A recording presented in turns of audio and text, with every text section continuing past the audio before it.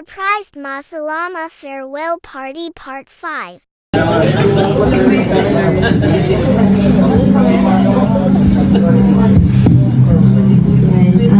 Siguro sa lahat ng mga masalaman na natendan ko, sa lahat ng mga nag-exit dito sa Muñoz, ito talaga yung sobrang nakakalungkot na masalama para sa akin. Kasi malungkot na masaya. Though, hindi naman dapat tayo maging malungkot kasi nga sabi sa kanta kanina, this is not a goodbye. Patuloy pa din kasi ganun talaga, lahat naman din tayo mag-exit. Una-unahan lang din or depende kung ano ang will ni Lord sa buhay natin. Anyway, si nanay at si tatay kasi sila yung sabi nga ng lahat, magulang po natin, sila din yung naging magulang namin, sila yung pinaka-humble na magulang na nakilala ko. Bukod sa magulang ko, sila talaga yung second parent ko dito sa Saudi Arabia. Sobrang bait, sobrang maalaga, maalahanin. Talaga yung concern nila, sobra-sobra na higit pa sa anak yung turing nila sa atin, di po ba? Kaya gano'n na lang din yung lungkot na nararamdaman ko kasi aalis na sila, mag-exit na. So every Friday, every Monday na gawain, wala na tayong maabutan dito sa church na nanay, tatay. Sabi ko yung umiyak.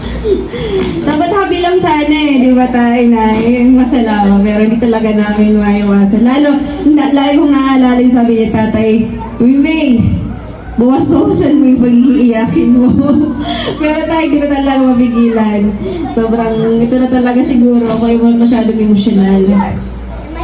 Sila nanay si tatay, nakilala ko sila dahil na rin kala Zarina since 2018. Siyempre nakilala si Zarina. Kung hindi sila nagkakilala, hindi rin na makikilala si nanay at tatay. Hindi kami madadala dito sa simbahan ng Muñoz.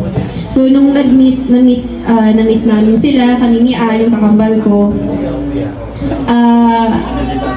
grabe yung pag-welcome nila sa amin. Lahat naman ng mga Muñoz. Sobrang asikaso, na para bang matagal na kaming kilala ni Nay at ni Nanay tatay. Yung daig pa talaga sa anak yung turing nila, grabe. So, talagang nakaka-overwhelmed masyado yung ganong approach nila nanay at tatay. Tsaka lagi nila kami kinakamusta kung sakaling may mga hindi kami nakaka-attend kasi may mga Friday duty, lagi pina-follow up, talagang andun yung kagustuhan nila na magpatuloy kami sa gawain, na laging mag-attend ng gawain kasi yun naman po ay para sa kabutihan po natin na mas lalo tayong lumakas sa salita ng Panginoon at magamit natin yun sa ating pamumuhay. So yun, dalaga pa lang po ako. Sila na talaga yung nag-aalaga sa amin dito sa Muñoz hanggang sa nakarating na rin si Andrew dito, naging nakilala niya si nanay at tatay. Doon na-meet niya naman na rin sila sa Pilipinas hanggang sa nag-decide kaming mag-asawa, magpakasal, bumuo ng sariling pamilya, mabuntis, mga anak. Hanggang ngayon, nandun pa rin si nanay sa si tatay. Lagi nakasuporta po yan. Hanggang sa mga issues namin mag-asawa, ganun pa rin, andun pa rin si nanay at tatay. Number 1 po yan na mangangamusta talaga sa amin. May, kamusta ka dyan? Anong nangyari sa iyo? Kamusta yung Huwag kang sa kabila ng mga pinagdadaanan, yung mag-asawa, lagi lang kayong focus kay God, lagi kayong magpapalakas, at lagi nyo iisipin yung anak nyo. Kasi iba na yung sitwasyon ngayon, kasi may anak na eh. Hanggat maaari, iwasan yung pag-aaway, which is minsan, siguro, inisip ko na lang na normal din kasi nagsimula parang nag-a-adjust pa lang kami ni Andrew, na may normal na magkaroon ng problema, hindi pagkakaintindihan. So yun na lang din yung iniisip ko, wala lang pasan din namin to, sila nanay nga at tatay, mas higit pa daw yung pinagdaanan nila. So, by God's grace, siguro ito lang yung way ni Lord para mas lumakas pa kami mas mag-stay sa Panginoon dahil lahat naman tayo may kanya-kanya pinagdadaanan sa buhay. So, dahil dun sa mga advices nila nanay at tatay, mas lalong gumagaan yung pakiramdam ko dahil sa pagsunod sa kanila bilang namumuno ng simbahan ng Muñoz, guided pa rin kami hanggang ngayon ng Panginoon. Nananatili sa gawain kahit minsan natatapilok or minsan na iiba kami ng direksyon, minsan nanghihina, ganun. Pero dahil sa nagpapatuloy tayo sa gawain ng Panginoon, bibigyan tayo ng lakas. Totoo po yun. Bibigyan tayo ng lakas na hindi natin nakakalain na meron, nakaya natin yung ganung problema o ganung trial sa buhay natin. So, Nay, Tay, maraming salamat sa mga advices, sa lahat ng pagmamahal, sa gabay, sa suporta. Hindi ko po makakalimutan lahat ng mga advices nyo. Sobra po yun talaga. Sobra ko na-appreciate yun. At pagdating po sa Pilipinas, bibisita po kami. Lagi po kami pupunta na lang po kami na mag-surprise na lang kami doon. At syempre si Timothy, si nanay din kasi po ang si nanay tatay din nag-alaga kay Timothy nung times na hindi pa kami maghanap ng ibang sitter, hindi pa nagbabakasyon si nanay. So, talagang grabe din yung asikaso ni nanay kapag aalaga sa anak namin, sobra-sobra. So, ang prayer ko lang po talaga is mabigay ni Lord yung mahabang life pa sa inyo at magandang kalusugan at patuloy na maging inspirasyon kayo sa lahat dito sa Muñoz, sa Saudi Arabia at lalong-lalo na sa banang Pilipinas. So, Nay, I love you so much. Thank you po. Iksiyan ko lang po. Nanay, tatay, sa nakakalam sa lahat, sila din yung naging daloy ng pagpapala sa buhay ko dito. Dahil sila yung ginamit ng Panginoon upang makakinig dito. At kahit ako'y sa mga pagkakataon ako'y naging pasaway ba, nandyan kayo para ako ay tulungan, maibalik yung pananampalataya sa Panginoon. At manumbalik yung kasiglahan sa panimilbihan sa Panginoon sa Muñoz. At hindi naman aksidente kung bakit kami nandito. Lahat ay plano ng Panginoon. Sa Romans 8:28, for we know that all things work together for good to them that love God, to them who are called according to His purpose. So, salamat sa Panginoon at kayo tinawag upang gabayan kami dito. At dalangin ko sa Panginoon na patuloy niya akong muling gabayan na i-regain yung tiwala na aking nasira noon at magkaroon ng alam niyo ba yung sa magulang, kailangan ko din po bilang kayo yung magulang namin,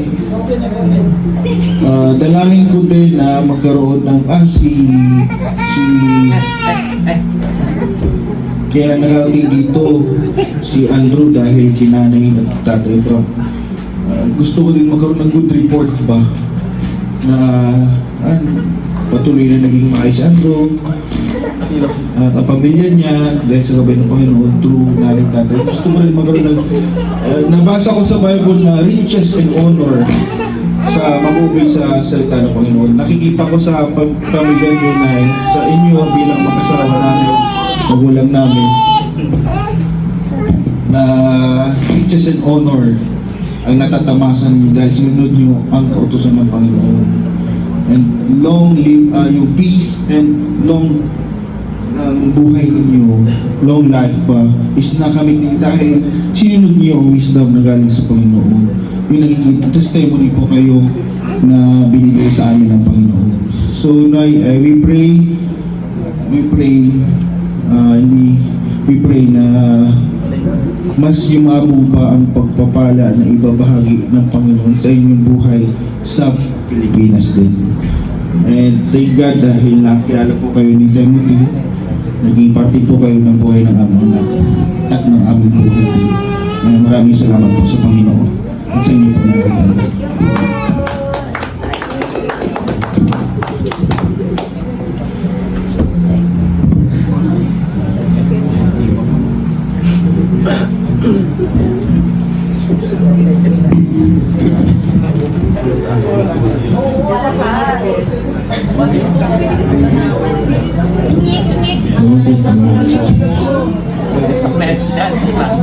Nagulong po sa lahat. Tayo ay ng Diyos. Salamat po sa Diyos. Una nga po, ako po talagang medyo nalulungkot po ng kaunti dahil na ating magulang dito sa Muñoz na nagsisilbing magpapalakas sa ating pananampalataya. Ano po, subalit naniniwala po ako sa Panginoon na sila po ay uuwi sa Pilipinas at dadalhin po sila ng Panginoon doon sa Pilipinas at gagamitin sa isa pang mahalagang gawain po na ibinibigay po ng Panginoon sa kanila. Sapagkat ito po yung sabi ng Panginoon, ang isang matalinong tao daw po, yun ang nananalo ng kaluluwa. At naniniwala po na sila po'y mananalo pa ng kaluluwa doon sa Pilipinas sapagkat sila po'y ginagamit dito sa bansang Saudi, dito sa Muñoz. At maging tayo pong lahat, tayo pong lahat ay maaring maghihiwa-hiwalay sa mga darating na panahon. At ang Panginoon po ay naniniwala po ko na tayo pong lahat dito sa Muñoz ay hinuhubog lang ng Panginoon sa isang kaparahanan na tayo pong lahat ay gamitin kagaya po ng paggaling po ng Panginoon sa ating mga magulang. Tayo rin po ay gagamitin sa iba't ibang panahon at ibang lugar. At tayo po ngayon ay hinuhubog at inaasahan ng Panginoon para sa kanyang dakilang mayunin na maipahayag ang salita ng Diyos sa lahat ng mga tao na pwedeng ating masira. Kaya salamat po, tatay, nanay. Although ako po 10 months pa lamang dito po sa Muñoz, subalit marami po ako talagang natutunan sa inyo. Nawa, kahit konti man lang po dun sa pagmemensahe ko ni tatay, makakuha ko kasi po talagang boldness po yung kanya po. Wala po talagang basta nasa Biblia, sasabihin at sasabihin po niya. Yun naman po talaga isang pagtuturo sa bawat kanyang mga anak na kanya pong nasasakupan. Kaya bilang tatay, tinuturuan man po tayo ni tatay sa bawat ating mga pagkakamali. Kasi po kapag hindi po tayo tinuruan ni tatay, siya po yung mananagot sa Diyos. Ano po? Kaya kailangan po tayong turuan bilang kanya pong mga anak at nasasakupan. Yun po talaga ang nararapat na kanyang pong gawin. Kaya salamat po tayo sa sandaling panahon po natin na pagkadag po. Mga po, pagpalain po kayo ng Panginoong Diyos kahit sa mga po kayo mga puntanay. At sa nanay, pagka nakikita po, kumain na ba kayo? Talagang nakikita mo talagang pagmamahal.